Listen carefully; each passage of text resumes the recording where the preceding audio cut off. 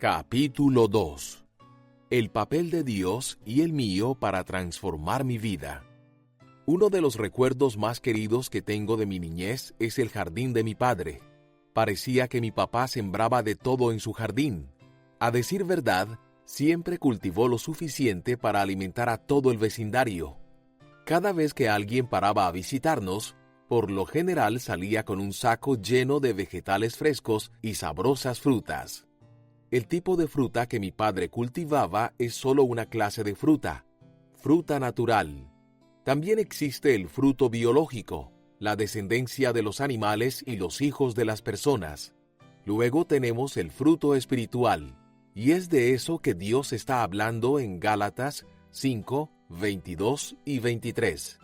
En cambio, el fruto del Espíritu es amor, alegría, paz, paciencia, amabilidad, bondad, fidelidad, humildad y dominio propio.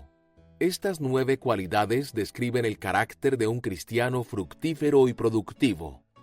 La pregunta es, ¿cómo obtenemos estas cualidades del carácter?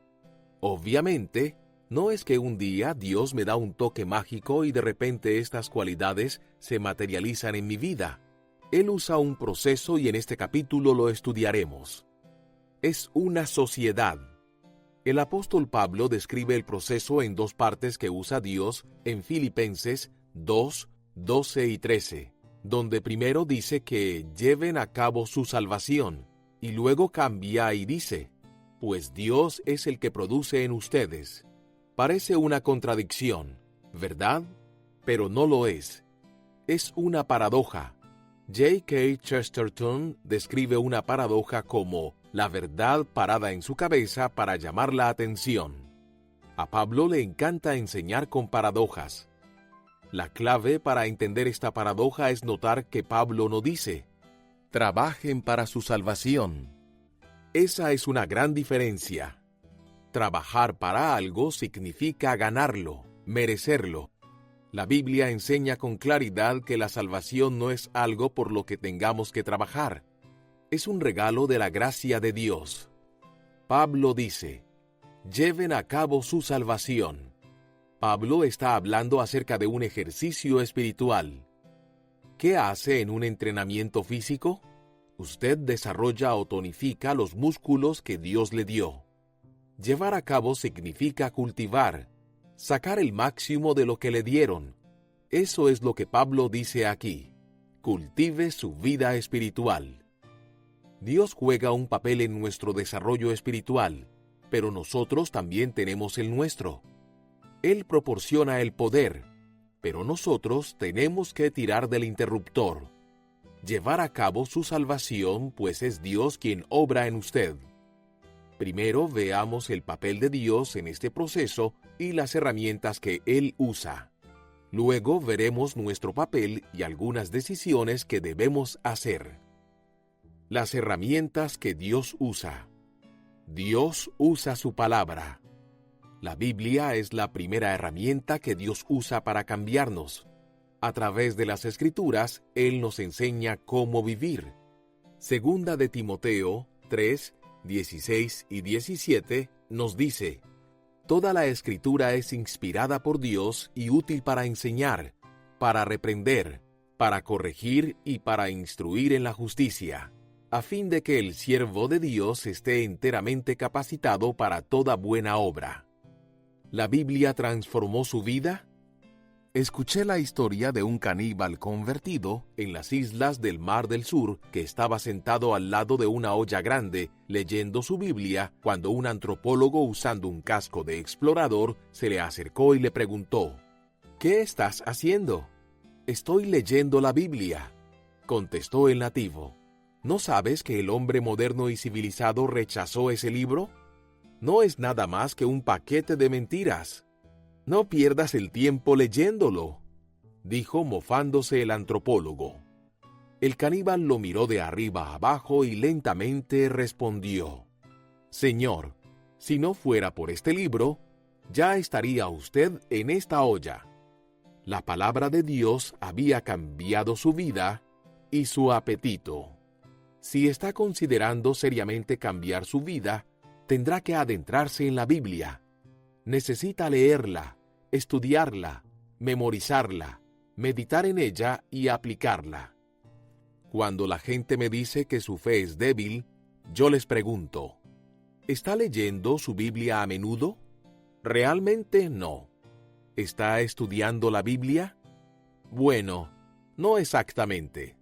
¿Está memorizando las Escrituras? No. Bueno, entonces dígame, ¿cómo espera que crezca su fe? La Biblia dice, así que la fe viene como resultado de oír el mensaje, y el mensaje que se oye es la palabra de Cristo. Romanos 10:17. Dios usa su Espíritu.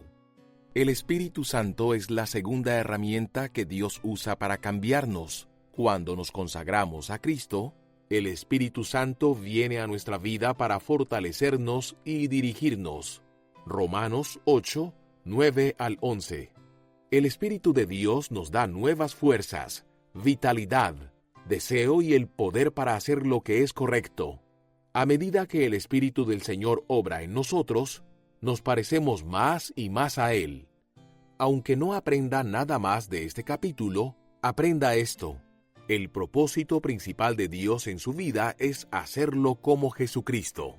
El Espíritu de Dios usa la palabra de Dios para hacer al Hijo de Dios más parecido al Hijo de Dios. ¿Y cómo es Jesús? Su vida en la tierra encarna las 9 manifestaciones de los frutos del Espíritu: amor, alegría, paz, paciencia, amabilidad, bondad, fidelidad, humildad y dominio propio. Dios usa las circunstancias. La forma ideal de Dios para cambiarnos es hacernos leer la Biblia para encontrar cómo debemos vivir y luego depender en que el Espíritu que mora en nosotros nos capacite para lograrlo. Por desgracia, la mayoría de nosotros somos testarudos y no cambiamos tan fácil. Así que Dios trae una tercera herramienta para trabajar en nosotros: las circunstancias. Estoy hablando de problemas, presiones, dolores de cabeza, dificultades y tensiones. Estas cosas siempre nos llaman la atención. C.S. Lewis dice que Dios nos susurra en nuestra comodidad, pero nos grita en nuestro dolor. En Romanos 8:28 y 29 dice, a los que Dios ama, que han sido llamados de acuerdo con su propósito, todas las cosas suceden para el bien de quienes lo aman. Dios los predestinó a ser transformados según la imagen de su Hijo. Nada llega a la vida de un creyente sin el permiso del Padre Celestial, a menos que sea filtrado por el Padre. Lo interesante acerca de cómo Dios usa las circunstancias es que la fuente de las circunstancias no hace diferencia alguna para Él. Muy a menudo nos buscamos problemas debido a malas decisiones, al mal juicio y al pecado. Otras veces, son otras personas las que causan nuestros problemas. A veces el maligno provoca que nos sucedan cosas, como hizo con Job. Pero Dios dice que la fuente de nuestra circunstancia es irrelevante.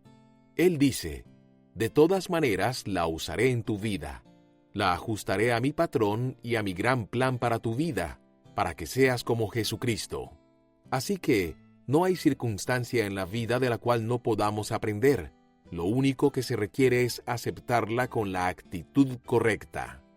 Proverbios 20:30 tiene más buenas noticias. Los golpes y las heridas curan la maldad. Los azotes purgan lo más íntimo del ser. Tal vez usted haya experimentado la verdad de este versículo. A veces necesitamos sufrir una experiencia dolorosa para que cambiemos nuestros caminos. En otras palabras, somos más dados a cambiar cuando sentimos el calor que cuando solo vemos la luz. ¿Por qué? Porque solo cambiamos cuando el dolor es mayor que nuestro temor al cambio. Uso zapatos por comodidad, no por la moda. Hace algunos años tuve un par de zapatos negros que usé casi todos los días durante más de un año. Al final, se le hicieron huecos en la suela, pero eran tan cómodos que seguí usándolos. No cruzaba las piernas cuando me sentaba en una plataforma para que la gente de la congregación no viera los huecos. Sabía que me tenía que comprar zapatos, pero siempre lo posponía. Una semana llovió todos los días. Después de 4 días con las medias mojadas, me decidí y compré unos zapatos nuevos. La incomodidad es el primer paso en el cambio. Dios nos habla a través de la Biblia y por la inspiración de su Santo Espíritu, pero si no capta nuestra atención, entonces también usará las circunstancias. Por ejemplo, la Biblia dice que debemos ser humildes, y el Espíritu Santo nos capacita para ser humildes. Pero si no nos humillamos, Él usará circunstancias que nos humillen. Dios puede usar cada situación de nuestra vida para desarrollarnos. Ese es su papel. Ahora bien, ¿qué de nuestro papel? Decisiones que producen cambio. Debemos elegir nuestros pensamientos.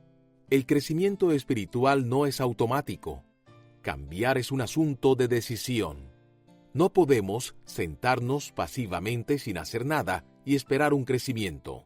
Si queremos cambiar, tenemos que tomar 3 decisiones. Primero, debemos elegir cuidadosamente lo que pensamos. La versión en inglés Good News dice en Proverbios 4:23: Tenga cuidado de cómo piense. Su vida está formada por sus pensamientos. Una vez alguien dijo: Usted no es lo que piensa que es, pero lo que piensa, eso es. ¿Entendió eso? Usted no es lo que cree ser, pero es lo que piensa. Si va a cambiar su vida, tiene que cambiar el patrón de sus pensamientos. El cambio siempre empieza con nuevos pensamientos. ¿Cómo una persona se convierte en cristiana? Al arrepentirse. El arrepentimiento es a menudo un término mal entendido. Solía pensar en él como un hombre parado en la esquina de una calle con una señal que decía: da la vuelta o quémate. En realidad, la palabra griega para arrepentimiento es metanoia, y eso quiere decir cambiar su mente, cambiar su perspectiva. Cuando me convertí en cristiano, cambié mi perspectiva en cuanto a muchas cosas. Romanos 12:2 dice que somos transformados por la renovación de nuestras mentes.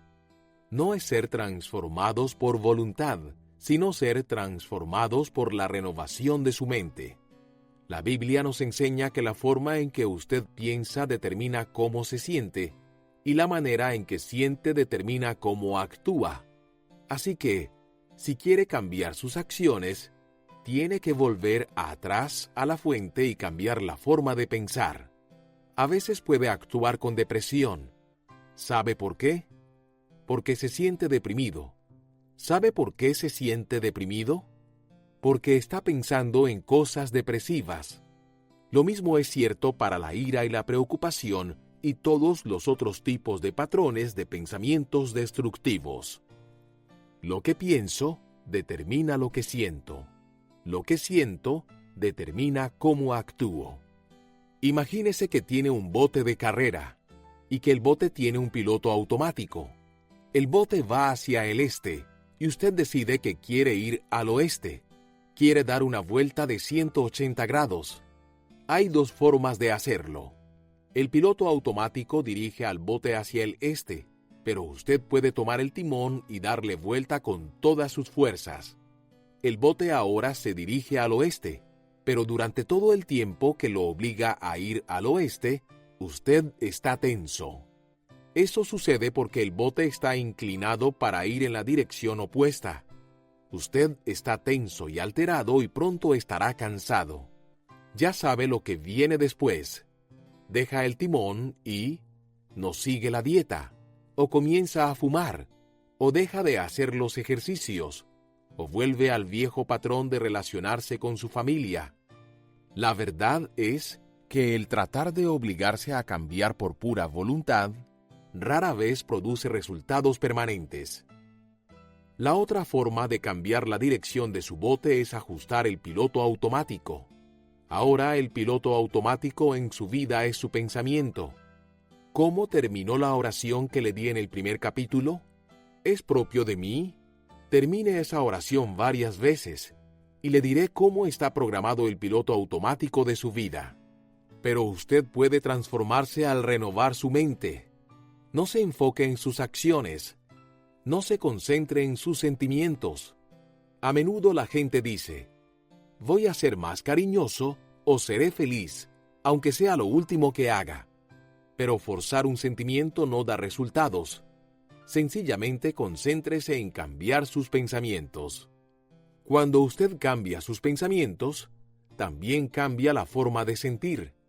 Debo dejar de pensar en aquellas cosas que me están causando problemas y comienzo a pensar en cosas que me llevan a donde quiero ir.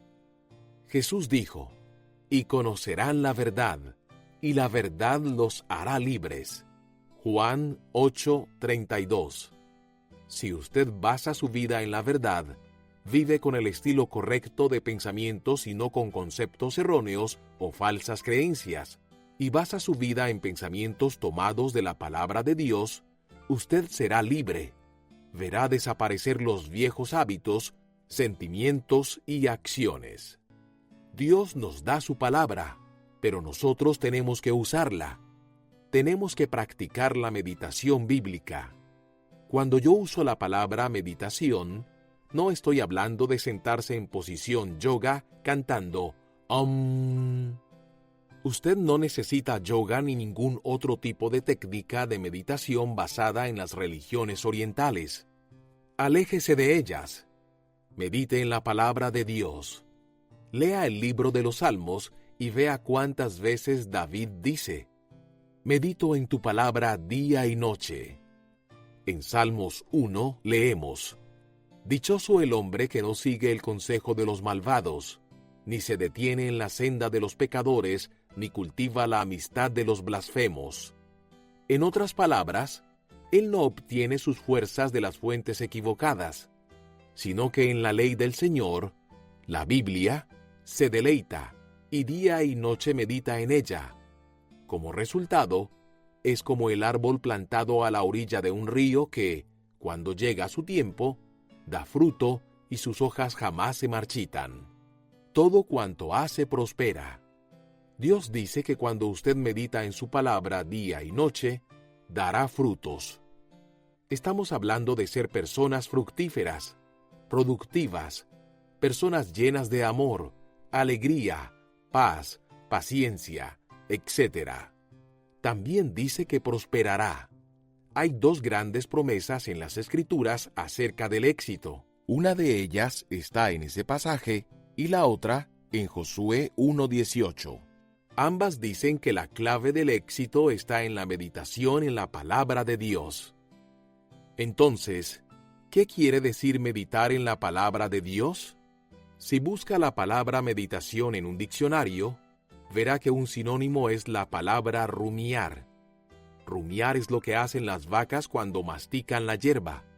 La vaca come un poco de hierba, la mastica lo más que puede y se la traga.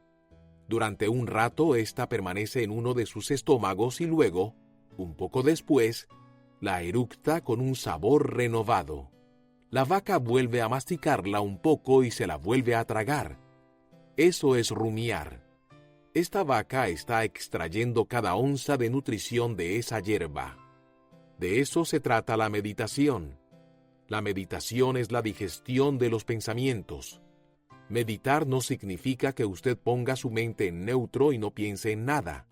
Meditar es pensar seriamente en lo que está leyendo.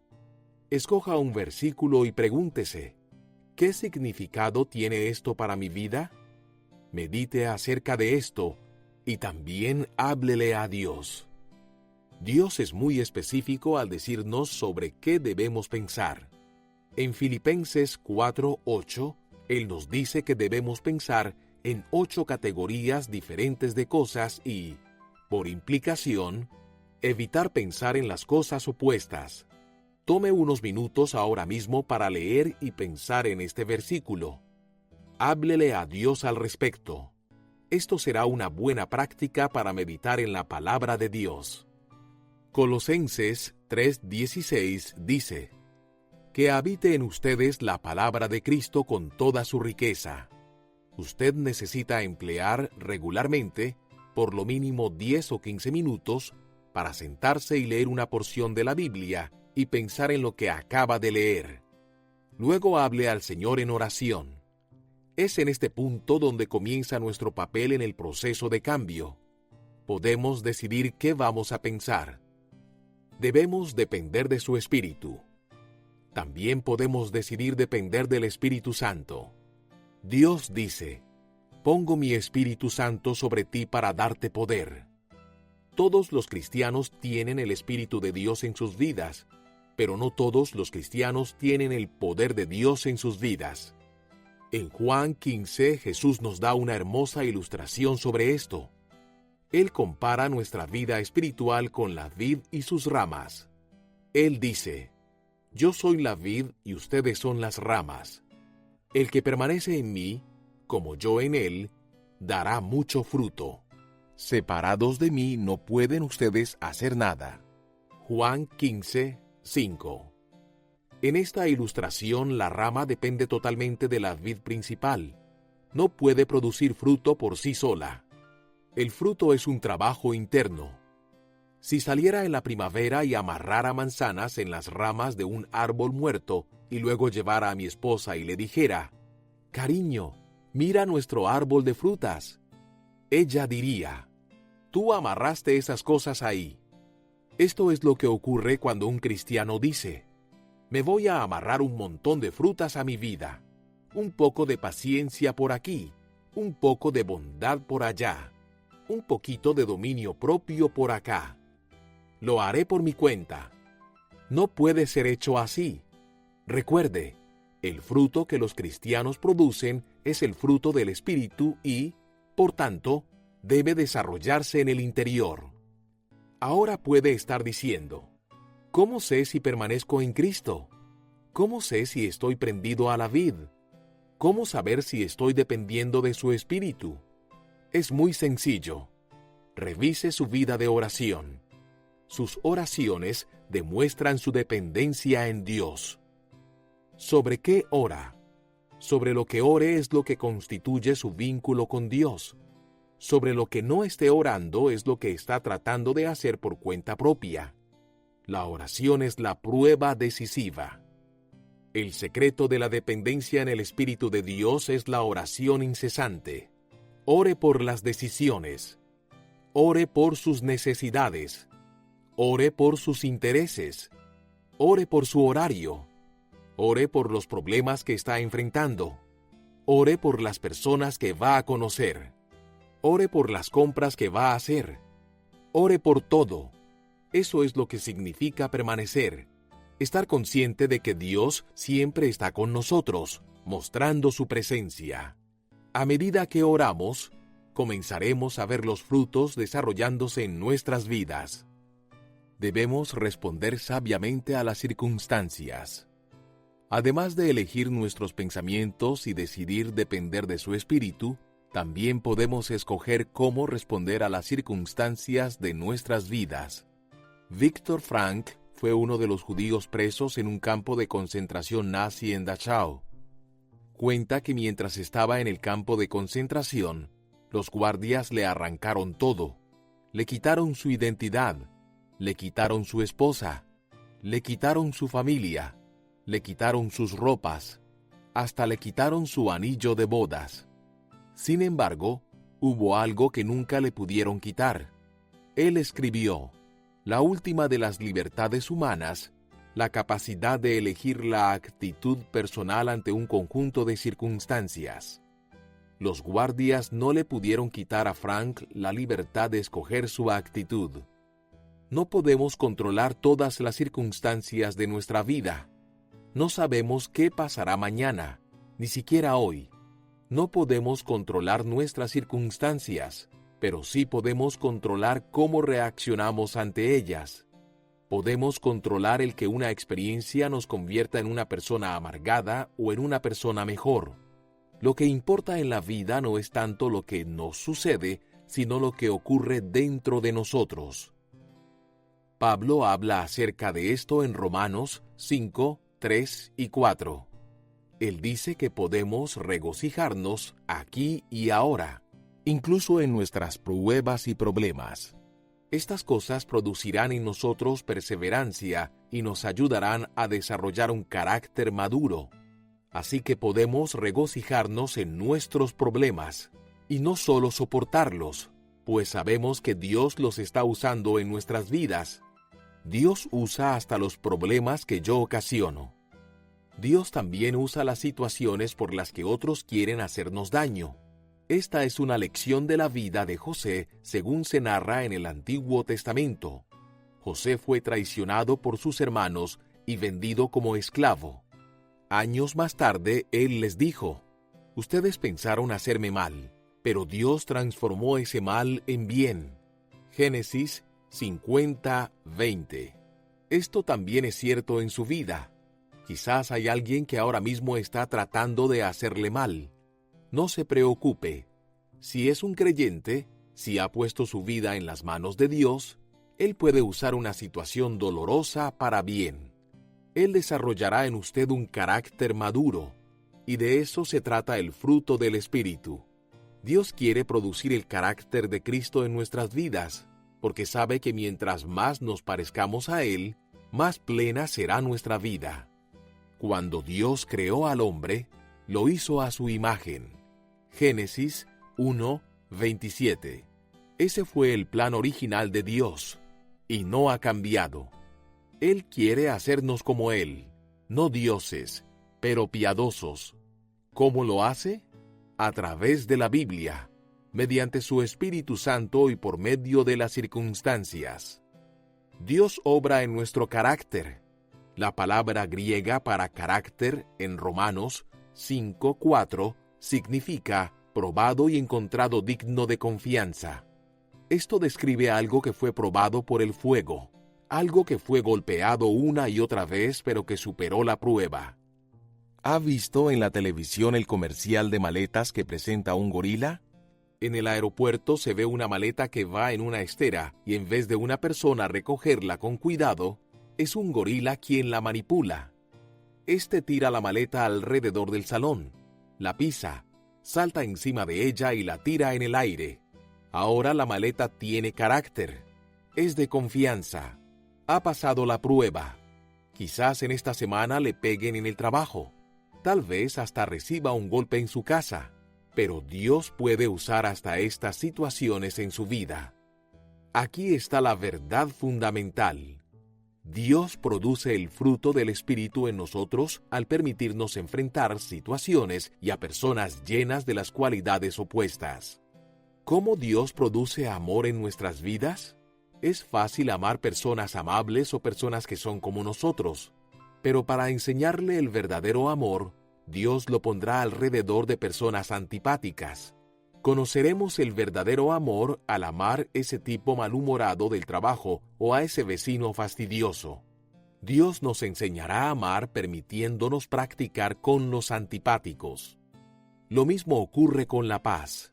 Cualquiera puede estar en paz en situaciones pacíficas. Eso no necesita carácter. Dios nos enseña la paz en medio del caos total, cuando todo se está haciendo pedazos. Suena el teléfono. Tocan a la puerta. Algo está hirviendo en la estufa. El bebé está llorando y el perro muerde al gato. En esos momentos es cuando realmente aprendemos sobre la paz interior. Dios obra de la misma forma con cada fruto que está desarrollando en nosotros. Toma tiempo. Un último punto. Al fruto le toma tiempo madurar. No existe tal cosa como madurez instantánea, ni tampoco existe un desarrollo espiritual al instante. Lleva tiempo. Cuando trata de apurar la fruta, no tiene tan buen sabor. ¿Alguna vez comió tomates madurados usando gases? Los come si los compra en el mercado. Si los campesinos recogieran los tomates ya maduros para entonces enviarlos al mercado, se arruinarían en el viaje. Por esta razón, los recogen verdes. Quizá aquí esté revelando un secreto mercantil, y le rocían el gas dióxido de carbono justo antes de enviarlos al mercado. El gas madura el tomate verde convirtiéndolo rápidamente en un tomate rojo. Ahora bien, No hay nada malo con esos tomates, pero si alguna vez come un tomate que maduró en la rama, no hay comparación. Madurar le lleva tiempo a la fruta, y Dios va a necesitar tiempo para madurar el fruto en su vida. Usted puede empezar diciéndole a Dios ahora mismo que quiere ser un cristiano productivo, fructífero, que quiere cooperar con su plan. Entréguese a la lectura, estudio, memorización y meditación de la Biblia. Pídale a Dios que use su palabra para cambiar su manera de pensar. Invite al Espíritu Santo a reinar de forma libre en su vida. No guarde nada. Ore y hable con Él acerca de todo. Acepte sus circunstancias como parte del plan de Dios para cambiar su vida. Pídale a Dios que lo ayude a responder a las personas difíciles y a las situaciones desagradables como lo haría Jesús. Dios quiere producir el fruto del Espíritu en su vida. ¿Va a cooperar con Él en ese proceso para cambiar vidas? De las palabras a la acción. 1. Dé un ejemplo de cómo Dios le orientó en una decisión o acción comunicando por medio de su Espíritu o su palabra. 2. ¿Por qué es importante la actitud cuando nos enfrentamos a dificultades o actuamos en situaciones difíciles?